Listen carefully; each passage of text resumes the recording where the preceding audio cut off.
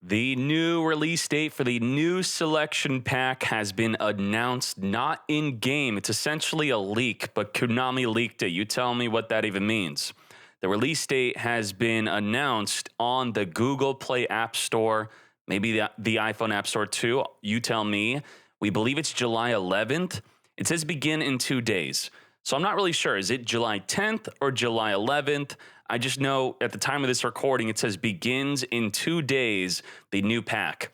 And this new pack is going to be so impactful to Master Duel. You have no idea. We're talking the levels of DPE.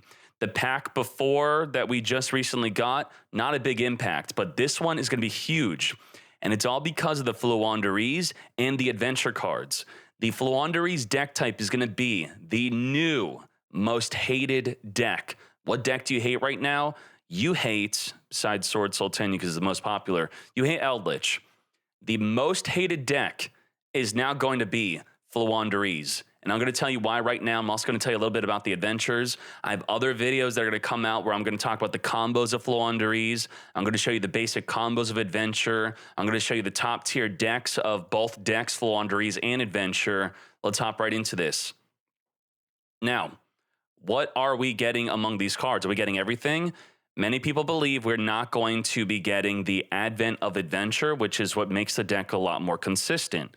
But the deck still performed well, will still be good enough without this card. Will it be top tier without this card?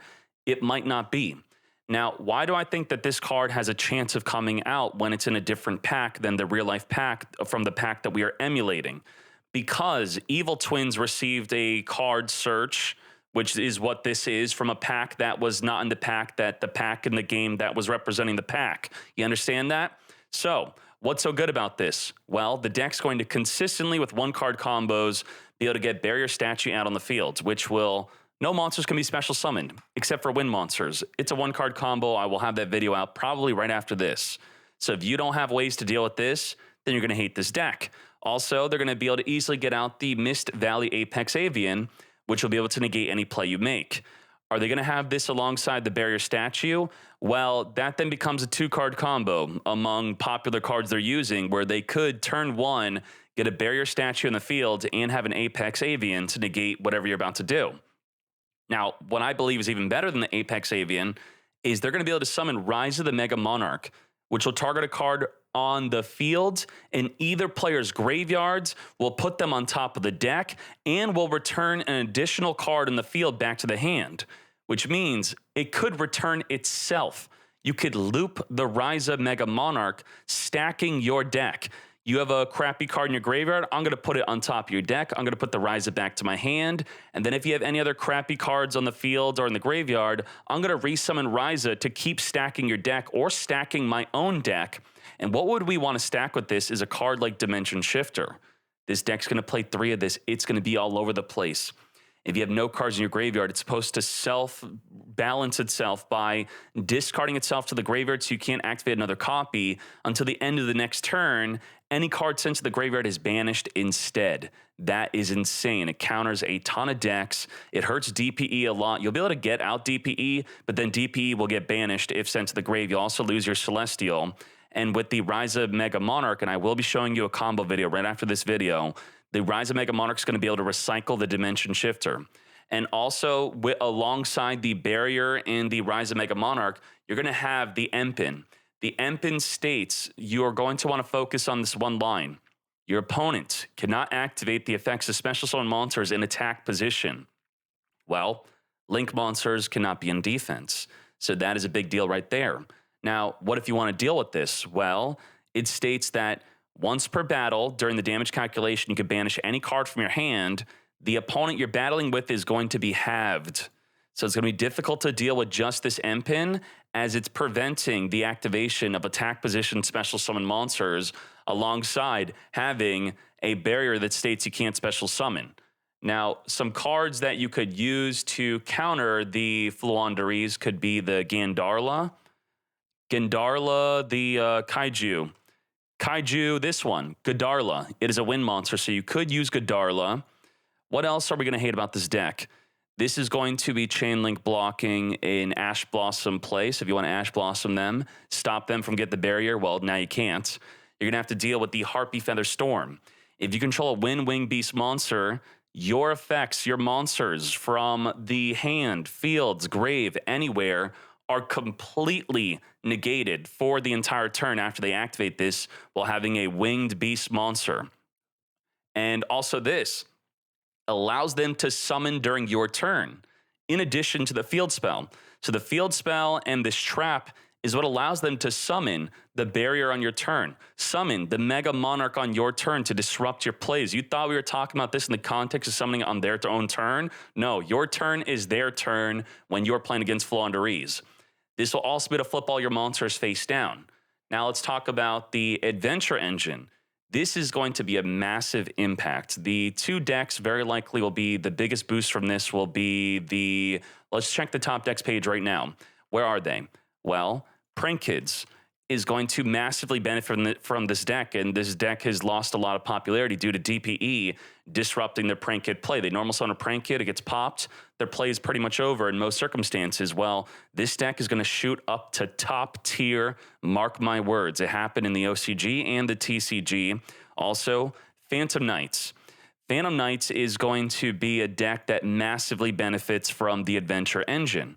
Now, what about your deck? You don't play those decks. Well, does your deck perform a normal summon that needs to activate its effect?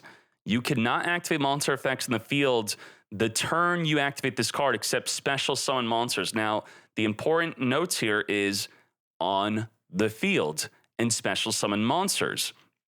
So when you normal summon a Prank Kid, the Prank Kid's not activating on the field, it activates in the graveyard, so this works. What is this Adventure Engine essentially providing? It could give you very easy access to DPE. It is one card DPE by having one Water Enchantress or one Rite of Erismere. That's one card DPE, or if you have one Foolish Burial to send her from the deck to the graveyard banished, and then you get to make a DPE. I'm going to make a full video on how to make these plays, the basic combos. But with the one card Rite of Erismere or the one card Water Enchantress, which searches the Rite of Erismere, you essentially have a 2,000 attack, 2,000 defense token alongside your 2,800 defense Griffin, which is an Omni Negate. This gives every deck an Omni Negate. Everyone's going to be Omni Negating. Konami makes so much more money when they make cards that you could put in multiple decks like the DPE, where they nearly tripled their revenue on mobile alone in Master Duel in the month of May compared to June because of DPE. And that's what this is going to do, because you could put this in pretty much any deck. And also the Draco back, it's going to allow you to return Floodgates back to the hand. They have skill drain, they have something nasty you don't want to deal with. Draco back, return back to the hand. So this will actually be really healthy for the game. Anti-Floodgate, but Omni Negate for everyone. Also, it's a free 4,000 damage if you're going to be going in aggressively. And it doesn't take up your normal summon to make these plays. So that is what's going to be good. What is going to counter this deck before we end this video? Ghost Ogre is going to be very good. This might rise in stocks. If this were the TCG, the price of Ghost Ogre would be shooting up right now. The difference between the TCG and Master Duel is they don't have the Max C. Max C is taking up room for using other techs like Ghost Ogre, which is going to be able to counter the Omni Negates and also counter their continuous spell from searching. So you're going to Ghost Ogre this or Ghost Ogre the Wandering Griffin Rider. Also, when they summon a token, you're going to be using the Token Collector, which will now not only be good against Sword Soul, but it will also be good against Adventure. Now, before I end this video, I'm going to check real quick if I have the notes on how to counter the Floowandereeze to get you ready. If I don't, then it'll be another video. Let's type in Flow. Oh, no. Oh, I'm on Duel Links. Duel Links, wrong website. Oh, geez. Okay, the Flow. Flow. How to counter the Floowandereeze. Oh, you're lucky. I got it for you. I got you ready. If you stayed to the end of the video, how do you counter the Floowandereeze? Well, Effect Veiler, their plays is going to counter them, but their Dimension Shifter is going to be banishing your Effect Veiler, which means you can't even activate the Effect Veiler, but then you could imperm. So these are just going to be good cards. Zombie World's going to be a big one.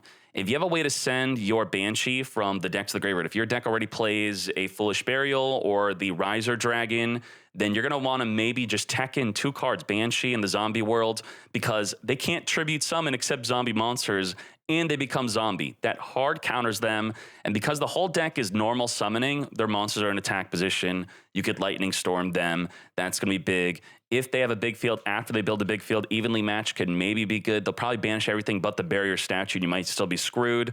There can only be 1 winged beast in the field. That's going to be huge. Negate their trap that's going to additional summon. Droplet gets countered by the Dimension Shifter, but it's still going to be good. Dark Lord no more to negate their cards. It's great. It's crazy. Maybe Shotgun Lancia. You can't Lancia on your own turn, though, when they Dimension Shifter you. Drone Lockbird will be countered by Dimension Shifter, but it will stop them from making further plays. Now, to avoid making this video any longer than it is, just there you go. This is going to be massive. I promise you, it's going to be huge. But again, I'm going to repeat myself because there's going to be so many fools that are going to misquote me and misunderstand. The Floowandereeze will possibly only be top tier if the quick effect card comes. This one, okay? So if it comes out and it's not top tier, don't come back to me saying I was wrong. You're wrong. This card is what's going to be needed to make it the best version. You're going to need 3 of this card, but I do think the deck will still be good without this card. We will see, and this card still might come. It might come. We don't know. Let's go. Stay tuned for my other videos. We out.